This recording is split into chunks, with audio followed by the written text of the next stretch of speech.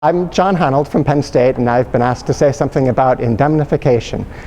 So one of the biggest issues with indemnification is that it has 6 syllables in it. And that is actually a serious issue because a lot of people look at the word indemnification and they're intimidated by that. And so right away they want to send all their liability and indemnification clauses to their legal counsel.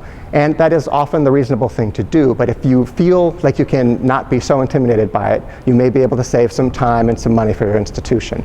So the basic terms, Party A is holding Party B harmless when Party A agrees not to sue Party B. Indemnification, where Party A indemnifies Party B, what they're saying is if a third party, Party C, brings charges against Party B, Party A will protect Party B. So these are the 2 different kinds of things that you often see in contracts to be able to protect people from legal liability. There are often 3 sections in a typical industry indemnification clause. The first covers property damage and physical injury. The second covers defective products, and the third covers infringement. So when you're looking at physical injury and property damage, the main thing is that you want things to be fair. If each party can accept responsibility for any physical injury or property damage that occurs, that's fair. You don't want one taking full responsibility for it. It ought to be balanced that way. And so that's a relatively easy part actually of the clause to handle.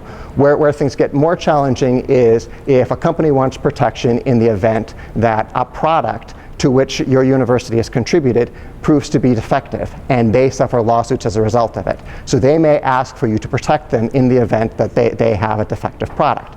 You should not be accepting that. They don't like hearing that. Companies want to have that protection, that we're going to guarantee that the research is going to be valuable and that their products are going to be marketable and that they're not going to have any third-party lawsuits. So they get angry when you say that you're not going to offer them that kind of protection. But they'll say, well, don't you stand behind your research? Aren't you confident in the quality of the research that you do? What they are actually doing is they are controlling the rate of commercialization. They're the ones who decide whether $20,000 worth of testing is enough or whether they need to be doing $2.3 million worth of R&D. So since they're controlling the rate of commercialization and the university is not, they have to accept responsibility for their decision to prematurely put a product on the market that results in lawsuits. They're also the party that stands to benefit from any commercialization that they do based on your research results. So they have to accept the corresponding risk. So those are the arguments you have to convince a company of when you say that they ought to be indemnifying the university against their decision to commercialize a product.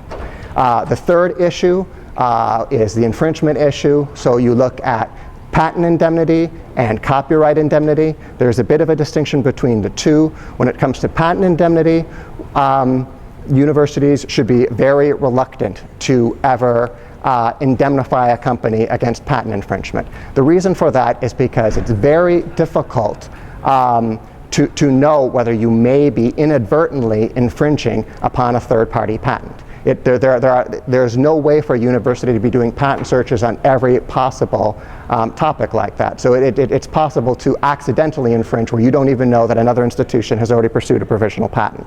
So what we have to tell companies is, you're asking us to do this work. If you're coming to us and asking us to do this, you have to accept responsibility for the fact that we may inadvertently infringe upon a third-party patent in the course of doing so.